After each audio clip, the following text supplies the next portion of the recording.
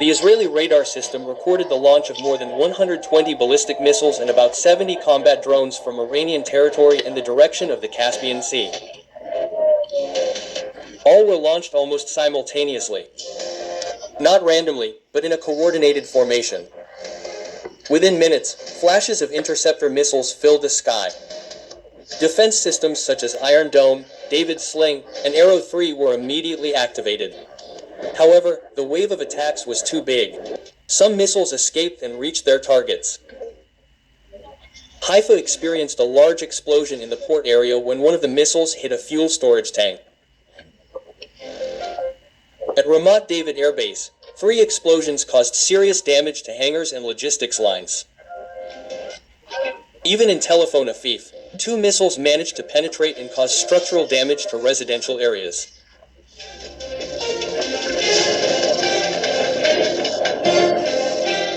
This was a real test for Israel's air defenses. Not a training scenario, not a simulation. Iran used Zulfiqar Danful missiles, 2 types of medium-range ballistic missiles that are able to maneuver in the terminal phase and travel at high speeds. This makes them much more difficult to intercept even by the most sophisticated systems. Worse still, Kamikaze drones were sent first to attack radar points and defense launch systems. Several Iron Dome batteries were reportedly disabled temporarily, providing an opening for subsequent missiles to penetrate. Several military analysts say this is the first time since Iron Dome became operational that Israel's defense system has been forced to selectively choose targets because the volume of threats is too great to handle all at once.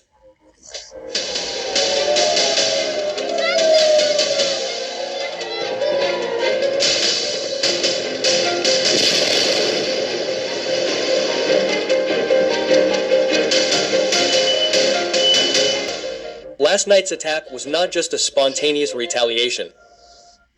This attack shows a significant increase in Iran's military strategy. Some analysts say what Iran did this time reflects a pattern of gradual but planned escalation. The targets targeted are not just symbolic, but vital points that can paralyze Israel's military and logistics operations. Iran uses a combination of medium-range ballistic missiles with modern navigation systems and maneuverability in the terminal phase. Some of the identified types include Fate 110, Zulfiqar, and Dashful. Missiles that have proven to have high accuracy and hypersonic speed when approaching targets. The use of drones is also not arbitrary. Some drones were sent in the initial wave as a concentration breaker for the defense system. The targets were radars, missile launchers, and tactical command centers. This explains why systems like Iron Dome and David's Sling were overwhelmed. They even had to selectively choose which projectile to prevent first.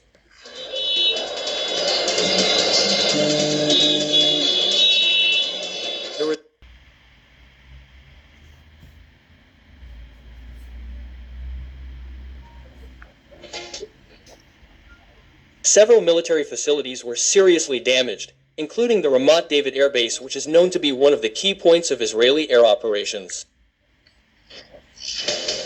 In the Haifa industrial area, reports indicate a large explosion that caused a major fire.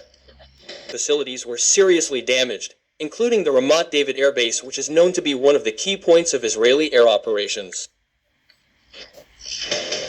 In the Haifa industrial area, reports indicate a large explosion that caused a major fire.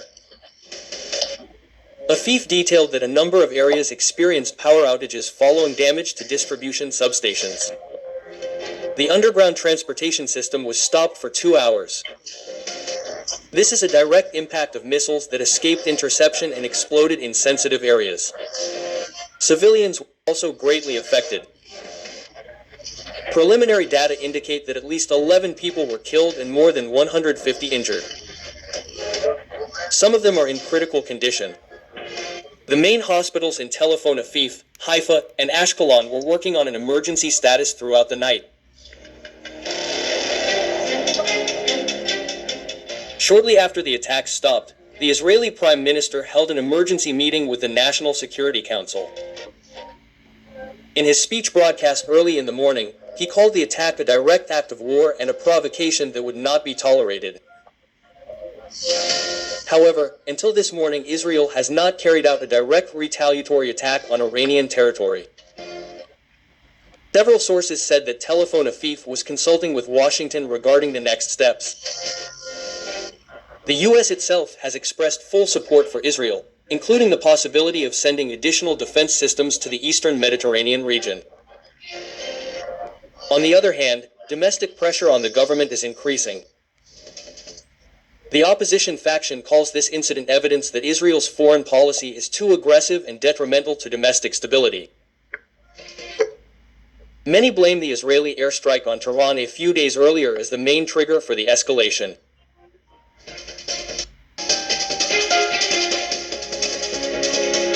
Starting to move. Hezbollah in Lebanon has increased its alert status. The Houthi group issued a statement of support for Iran and stated that it was ready to open a new front in the Red Sea if the conflict continues.